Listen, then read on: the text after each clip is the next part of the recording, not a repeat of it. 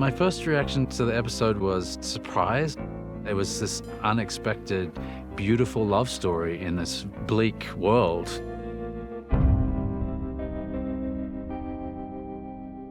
My philosophy on this show has always been, when should we deviate and when should we come back?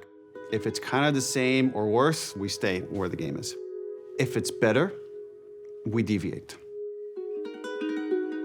We talked about using Bill, because he's on his own, as a way to follow through time and see how things changed within the context of a man.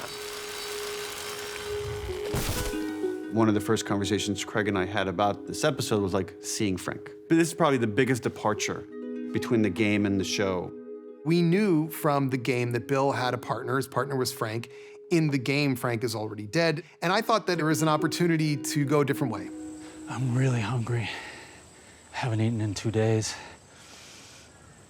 Doesn't sound very long out loud, does it?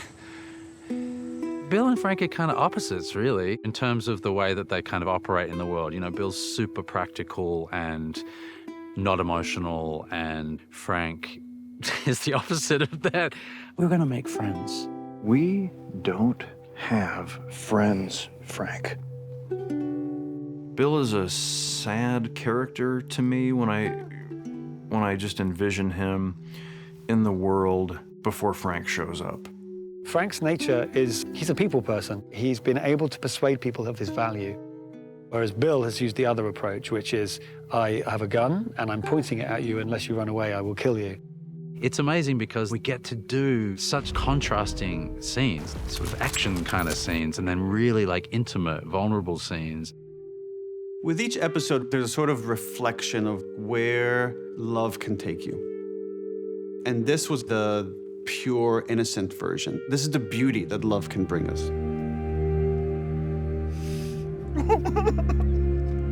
The last scene is emotionally charged, but strangely enough, it's also quite perfunctory. What really is important is the not being too emotional, because I think it's better to let us be emotional. We've lived the life with them, and the point that Frank says that today is my last day, that's really about, okay, let's just go through all the things. Just give me one more good day. I've seen this thing 200 times, and I still cry. That's those two guys doing it to me, no question. It's remarkable. That's the dream. When Ellie reads Joel that suicide note, Bill kind of spells out, look out for the people that you love. And he specifically mentions Tess. It's a reminder of Joel's failure. Joel has already failed to save his daughter, and now he's failed to save his romantic partner. What's next?